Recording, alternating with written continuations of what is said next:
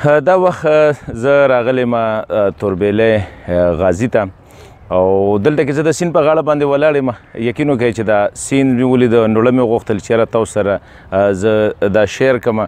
که تاسو ګورئ دا مخامخ چې کوم دی، خیر د کیمره باندې خو به دومره ښه نه راځي، خو دا مخامخ چې کوم دی دا د غازي برو ته بند دی. د دې نه مخکې چې کوم بند ښکاري هغه د توربېلې بند دی. خو زه ویل څه غواړم؟ زه ویل دا غواړم چې الله تعالی مونږه خیبر پښتونخوا له یو آیډیل دغه ورکړی دی، خاص کر د ټوریزم دپاره. که لږ مونږ انویسټمنټ وکړو، که پخپله نشو کولی نو چې یاره بل چاته ووایو چې هغوی راشي او په دې کې انویسټمنټ وکړي. د دې ځای نه زما کیلکولیشن دا دی چې د دغه طرف مونږ وګورو، کیمره چې تاسو ته که داسې ځي، د دې ځای نه واله دا ټوله پټۍ چې کومه ده دا دریا سیند اوبه بهیږي او ښه ډک دی، فل بلوم سره دی ښکاري درته.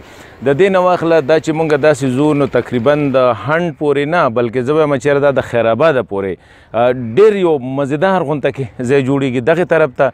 او بیا که وګورو نو بیا د دې خوا طرف ته هم په دې باندې چې مونږ لږ هم کار وکړو. لږ کار مطلب دا دی چې ځای په ځای پکې سړی هټس جوړ کړي، فیملیز دپاره جوړ کړي، فشنګ پوینټس پکې جوړ کړي. او بیا بله خبره دا ده چې زه وایم چې د دې توربېلې د دې بند نه راواخله، د بروتې د دې بند نه راواخله، د غازي برو ته دغه نیر بند چې کوم دی د دې نه راواخله تر هغه ځای پورې یو د کشتۍ سروس پکې جوړ کړي. نو زما دا خیال دی چېرې د اسلام آباد خلک، د لاهور خلک، د کراچۍ خلک، د هر د ټول ملک خلک they will love to come in.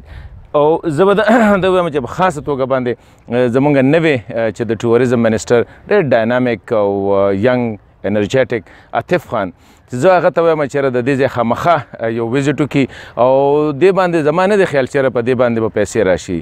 که صرف دا اکشن هم کړو، دا پوینټونه چې کوم دی خلکو له ورکړله، یو 30-40 پوینټس یې پې جوړ کړله، په هغې کې بیا فیری سروس یعنې د کشتۍ سروس یې په ولګو، نو زه وایم چېرې دا به چې کوم دی ایورګرین دلته کې به خلک راځي، میان به د دې ځای نه پخپله نیسي، خپله فیری کې یا چې کوم دی په کشتۍ کې به سفر کړي بچو سره، ماشومانو سره. خو لږ دا دی چې سکیورټي خو ماشاءالله اوس ډېره زیاته ښه شوې ده. لږ دا دی چې اوس پوینټس جوړول او هغې ته اکسس جوړول. نو که دا مونږ یو 20 کیلومیټر پټۍ ورکړو، څنګه چې ما دا یاده کړله چې دا 20 کیلومیټر پټۍ په دغه سایډ ورکو، 20 کیلومیټر پټۍ په دې سایډ باندې ورکو، نو زه وایم چېرې مونږ نه صرف دا چې په لکونو نه نو په زرګونو کسانو له خو مونږ نوکرۍ ورکوي شو، د هغوی روزګار بحالوي شو.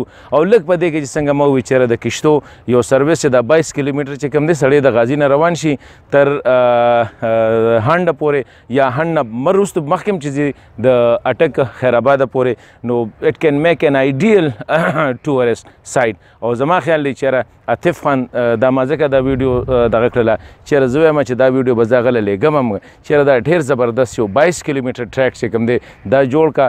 اس کار ته نور جت نشته. د خیبر پښتونخوا کم از کم زه دا وایم چېرې 30 نه واله 40,000 پورې کسان چې کوم دی د دې سره د دوی روزګار وابسته کیدی شي.